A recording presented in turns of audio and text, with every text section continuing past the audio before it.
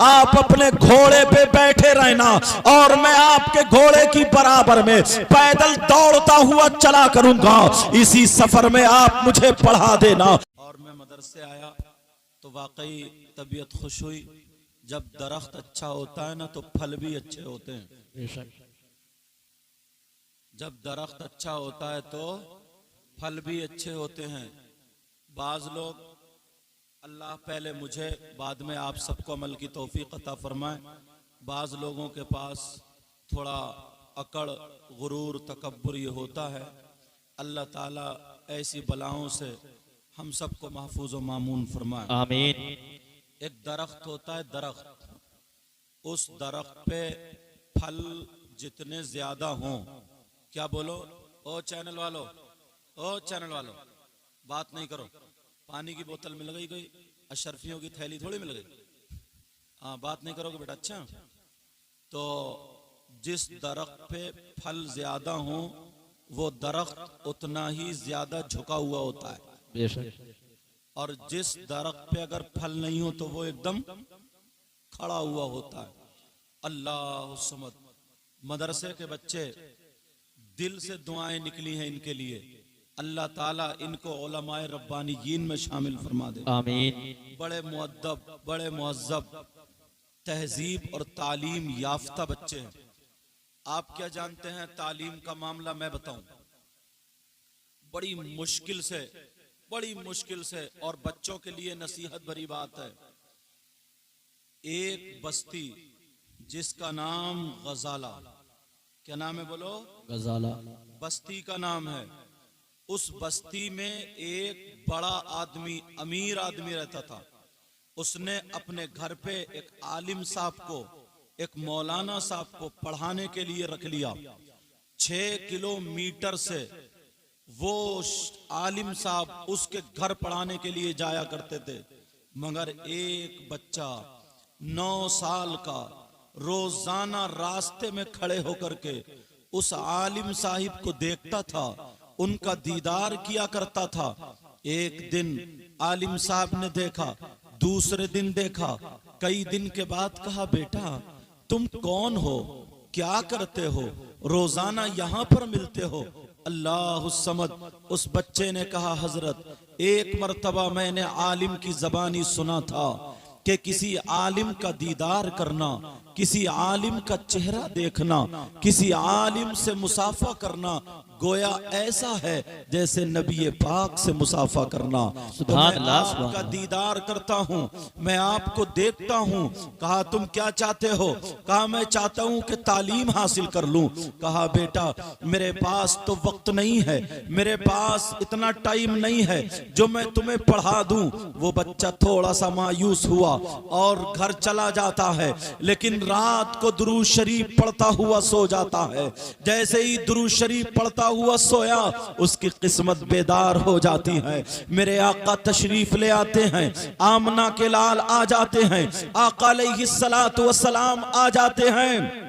پیارو پتہ نہیں آپ میں کون ایسا ہو اگر رات کو درود شریف پڑھ کے سوئے، کس کو آقا کا دیدار ہو جائے۔ میری بہنیں ہیں یہ زیادہ عمل کے میدان میں رہتی ہیں، خرافاتیں بھی زیادہ کرتی ہیں مگر عمل کے میدان میں بھی زیادہ رہتی ہیں۔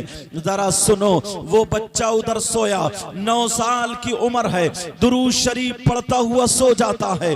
آمنہ کے لال تشریف لے آتے ہیں اور آنے کے بعد کہتے ہیں، بیٹا تم درود شریف پڑھ رہے تھے، تم نبی پر پڑھ رہے تھے، اپنے آقا پر پڑھ رہے تھے، مگر تم نے نبی کو نہیں دیکھا ہے۔ کہا ہاں نہیں دیکھا ہے۔ کہا درود شریف تم نے پڑھا مگر نبی کا دیدار کر لو۔ جس نبی پر درود پڑھ رہے تھے وہی آقا، وہی محمد الرسول اللہ تشریف لائے ہوئے تھے خواب میں، قدموں پہ خواب ہی میں گر جاتا ہے، کہنے لگتا ہے آقا میں تعلیم حاصل کرنا چاہتا ہوں۔ کہا سنو سنو، ترتیب ترکیب तरकीब मैं बताए देता हूँ। कहा जी सरकार, कहा तरकीब बताए देता हूँ। उन्होंने एक तरकीब बता दी। सुबह हो जाती है, आंख खुल जाती है, सुबह को फिर उसी दरवाजे पर खड़ा हो जाता है। आलिम साहब अपने घोड़े पर आए, फिर घोड़ा रोक लिया और रोकने के बाद कहा बेटा आज फिर तुम खड़े हो, क्या चाहते हो? कहा पढ़ना चाहता हूँ। जब इतना कहा बेटा मेरे पास वक्त नहीं है। वो बच्चा कहने लगा हुजूर अगर मैं टाइम बता दूं, अगर मैं वक्त बता दूं तो क्या आप पढ़ा देंगे? कहा हाँ मैं पढ़ा दूंगा। जब इतना कहा है अल्लाह अल्लाह, वो बच्चा कहने लगा मदरसे के बच्चे सुन ले, पढ़ने वाले सुन ले, तुम्हारे लिए भी जरूरी है इल्म हासिल करो। लेकिन सुनो, वो बच्चा कहने लगा सरकार जब आप 6 किलोमीटर यहां से चलते हैं, उनके घर पढ़ाने के लिए जाते हैं, 6 किलोमीटर इधर से जाते हैं, 6 किलोमीटर उधर से जाते हैं, तो कुछ वक्त लगता है। आप अपने घोड़े पे बैठे रहना और मैं आपके घोड़े की बराबर में पैदल दौड़ता हुआ चला करूंगा। इसी सफर में आप मुझे पढ़ा देना, मैं सवाल किया करूंगा, आप मुझे जवाब दे देना। जब इतना कहा तो उनकी आंखों में आंसू आ जाते हैं। कहा बेटा तुम दौड़ा करोगे, घोड़े के साथ चला करोगे? कहा हाँ, मुझे इल्म सीखने के लिए अगर अपने खून का एक एक कतरा बहाना पड़े तो मैं एक एक कतरा बहा दूंगा। अगर इल्म सीखने के लिए मुझे अपनी सांसें देनी पड़े तो मैं अपनी सांसें दे दूंगा। कुछ भी करना पड़े, भूखे अगर एक टाइम रहना पड़े तो मैं रह लूंगा। उस्ताद के डंडे बर्दाश्त करे, मैं डंडे बर्दाश्त करूंगा। उस्ताद अगर मारे मैं बर्दाश्त करूंगा, मगर इल्म हासिल करूंगा। अल्लाह अल्लाह, वो बच्चा अब घोड़े के साथ साथ दौड़ता है, घोड़े के साथ साथ चलता चला जाता है। इधर वो आलिम साहब पढ़ाते हुए चले जाते हैं। जरा सुनो इल्म कैसे हासिल किया जाता है। एक दिन नहीं, 2 दिन नहीं, 1 साल नहीं, 2 साल नहीं, पूरे के पूरे 6 साल तक वो बच्चा रोजाना घोड़े के साथ दौड़ता था और इल्म हासिल करता था।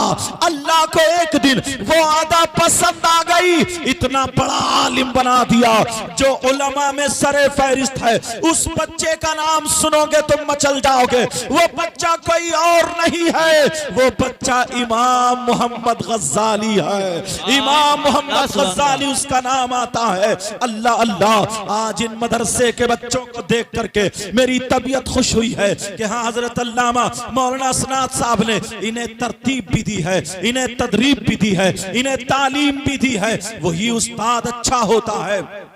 पढ़ने को तुम मुफ्ती बन जाओ, पढ़ने को तुम अल्लामा बन जाओ, पढ़ने को तुम मौलवी बन जाओ, पढ़ने को तुम आलिम बन जाओ, पढ़ने को तुम बहुत बड़े बन जाओ, मगर तुम्हारे पास अदब ना हो, मगर तुम्हारे पास सलीका ना हो, मगर तुम्हारे पास शऊर ना हो, तुम्हें उठने बैठने का ढंग ना हो, तुम्हें खाने पीने का तरीका ना हो, वो भी कोई इल्म है? वो कोई इल्म नहीं है। तुम आलिम हो, दाढ़ी कटा रहे हो, तुम आलिम हो, तेरी मेरी बहन बेटियों को तक रहे हो, तुम आलिम हो, गुंडागर्दी करते फिर रहे हो। प्यारे ये कोई इल्म नहीं है। ऐसे तो गैरों को भी इल्म हुआ करता था। अल्लाह अल्लाह, जरा गौर करो, जरा मेरे सामने आओ, सुनो।